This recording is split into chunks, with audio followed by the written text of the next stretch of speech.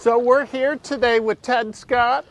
He's just done a trip in Algonquin for a week, and he's been kind enough back at our Oxtongue store to put the boat in the water with all his gear in it. And Ted's got a big smile on his face, so I think you're a happy guy now, aren't you? I am. A week in Algonquin. That'll do it every time, I believe, but this is my first time and absolutely loved it. Incredible wildlife, incredible weather. It's great. Even during bug season, it's incredible. Even during bug season, we seem to make out okay. We just prepared and tolerated, and they came and went. Nice. So, couldn't get in our way. So Ted ordered this beautiful Keewaydin 15, and we've done another video with Ted, and there'll be a link to it, so you can check that out first if you want to. But now that Ted's used the boat some more, you're from Maryland, you've used the boat in Maryland, you've just done a trip for a week in Algonquin, we thought we'd talk about the boat and also how you like to set it up, Ted. This is super cool. Well, a lot of thought went into setting it up, and then when we got out there, a lot of revisions and a lot of refinement, especially with the portages. We had right around 20 portages, and with each one, it was a refinement of just efficiency of getting in and out of the boat, having things set up on the boat, being able to fish right away, being able to keep the fishing rod on the boat when I portaged. It was great, being able to take video and pictures, look at my GPS, because I'm more of a GPS than a hard copy map guy, and get a drink anytime I want it right there. So the balance of the boat, having it rigged this way with 2 packs, was fantastic. Handled great. We got on White Trout Lake and had some, for us, serious wind. I'm sure that there's been far worse, but it was challenging for us. A little bit of waves, and the boat handled it great. Didn't get pushed around, and it was a fantastic trip, and the boat proved itself. Yeah, that big Trout Lake, when you come out of that marsh, sometimes if there's a north wind, oh yeah. We're going to show Ted's route a little bit later. So Ted, Algonquin Park, wildlife. Incredible moose. We got pinned down by a moose coming into Misty Lake, and had to wait it out. But we saw a total of 8 moose. Had a bald eagle just fly right down right in front of me. Maybe 100 yards off. Beavers. It just on and on and on. And oh yeah, beaver dams. A couple beaver dams. So this boat also getting over the beaver dams. I was really delighted that I got the Carbon Negra, because going over, huffing this thing set up like this over beaver dams, if I was in a straight Kevlar boat, I would have been a little bit worried about the strength of the boat. So it once again, had a lot of confidence, hoping to get it over the beaver dams. So now, I know before, when you first picked up the boat, we talked about the kayak paddle and the canoe paddle. Now, on the trip, you went with some buddies, and do you want to talk about using both the canoe paddle and the kayak paddle? Yeah, the kayak paddle, I used it a little bit in Maryland, on small river by my house, and got used to it. A bit of a different experience with the boat completely loaded, and it was fast. They were very experienced paddlers. They were paddling tandem, and I was feeling pretty confident with the kayak paddle of being able to keep up with them after the trip. They were in a tandem canoe. They were in a tandem canoe, and after the trip, one of them said, "Well, we could hardly keep up with you." Which is a lot different than just a single-bladed paddle. But when we got on the rivers, able to stow the kayak paddle, pull out the single-bladed paddle, and it was like coming home again. Just handled beautifully, and just loved the versatility of it. So when you did about a week in the park, Yep. How much of the time would you say you used the kayak paddle, and how much did you use the canoe paddle, like percentage-wise? Probably 70-30. 70-30, because I was concerned keeping up with them and not slowing them down. And so anytime I got into to tighter quarters, I would tend to use the canoe paddle. It's just more of a joy, you know, to use that and to handle the boat with it. And you did a fair amount of river paddling on Quite the a trip. bit, yeah. Yeah. It's probably close to 50-50 between river and lake on the loop that we did, somewhere in that range. Now, Ted, your setup with the universal mount package here is super cool. Do you want to tell the folks, like, you said it took a few days to get it set up the way you really wanted it? It did. The phone mount that I use this on my motorcycles also, so it's incredibly reliable, and it is tested tough in that situation, so I don't have any problem using it. Again, very quick on and off to be able to get photos. It's not going anywhere. At first with the universal mount package, it's the first time I've used these Scotty mounts, and I was a little curious how it's all going to work, and I was very unsure of how I was actually going to use it. And originally I brought this additional ball mount, and I didn't even know what I was going to use it for. I had it back here just kind of as a spare. Then my water's rolling around in here, and I realized, well, halfway through the trip, well, I can move this up front, and it fits my small carbiners absolutely perfect, so my water's secure. With the Scotty fishing rod attachment, it's great because I was able to actually troll with it. So get out like this and up, and so I was trolling on some of the bigger lakes with it. Same time, wind, portaging, it stayed in the boat, and it was very secure. So you didn't take it off? I did not. No, not the portage, no. That's so cool. So let's talk about quickly the fishing in the park. I caught a big one. Nice. And a small one, so we had a great dinner. Can't tell you where I caught it, but Secret spot. Yeah, so it was probably 5-7 pound lake trout. Beautiful. So it was fantastic. That's and when you're like out on a power boat or something, it's one thing, but when you're on a canoe trip, in a canoe, in a remote area, and you catch a really nice fish, it's exciting. it's pretty cool, isn't it? Yeah, a lot of adrenaline. You know, I had about 4 hours of adrenaline after getting it in, so it was great. You don't have people in other boats watching you. The moose are checking you out. Yeah, thinking, right. What the hell is this guy doing? Exactly. And the eagle's saying, "Hey, that's my fish." You know? There you go. That's what he was checking out. Exactly. You could smell it. Nice. So you're really happy with the mount package. This is cool how it's set up. I really am, and I'm wondering if there's more I can do with it, and time and more trips will tell. Okay. Now your packs. So you took 2 packs, so you doubled the portages. I did. The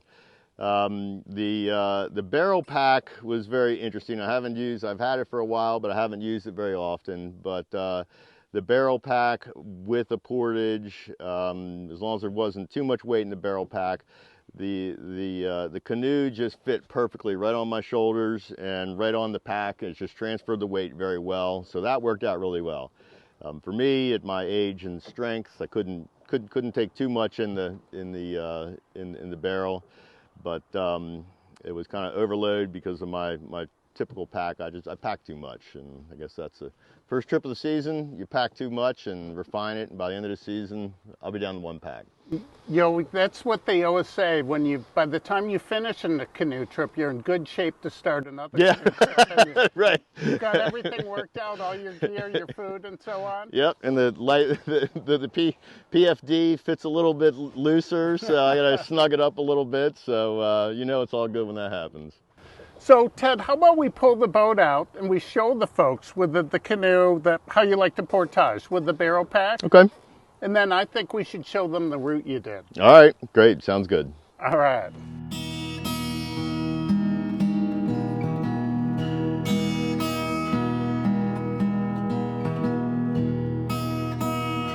This boat is beautiful. It really So is. taking a boat like this on a trip, what an experience this must be. It's like taking a girlfriend on a trip because it was so photogenic. I looked at all my photos, and I've got so many photos of this boat and all this great scenery and whatnot. It was like my model for this trip. Pretty amazing. Maybe that's why you saw so many moose. The moose wanted to Yeah, jump the boat up. exactly. So Ted, you had the GPS hookup on the phone, so you use your phone quite a bit on the trip. I do. So you must have backup battery, a way to recharge it. I do. I've got the small bricks, what I call bricks, to recharge it, and so I just plug it in every night and recharge it. I pre-planned the route on it, so I know exactly what the route is. So some areas like Grassy Bay, it can be a little bit challenging to be able to route find your way through it.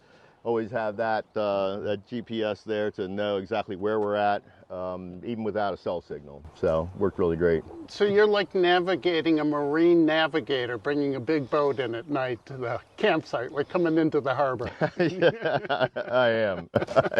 I love it. All right, well let's show the folks how you like to portage this. Okay, great. Bill, is that you? So Ted, this looks like a pretty cool setup. It is. It is. The boat is perfectly balanced. Doing it with the barrel is really nice because that also distributes the load down through basically through the backpack setup. But it's really not needed either way. It's great, especially on the challenging muddy portages and also steep slopes. It's very easy to transfer the weight based on the slope they're dealing with. And you had some long portages. Were you able to do it in one carry? Oh yeah. Almost 1,000 meters. I think 960 was our longest, something in that range. So it got to get challenging, but makes me want to work out when I get home. Very cool. Yeah, because we got some longer ones we want you to do later. In the Oh, great. All right, well, let's take a look at the route you did. Ted, I got to congratulate you. Thank you. These are beautiful character marks. Yes, they are. Can you tell us about this big long one? Well, that was coming off of Grassy Bay, and It's the first big scratch you put on. How was that? It was terrifying, yet it was satisfaction. Say, okay, this is happening. I'm actually going to use this beautiful boat for the purpose that it was built and the purpose I bought it for. So my month of oogling over it being in perfect condition was over. Now it's time to put it to work. Many people say to us, the boat's so beautiful, I don't want to use it.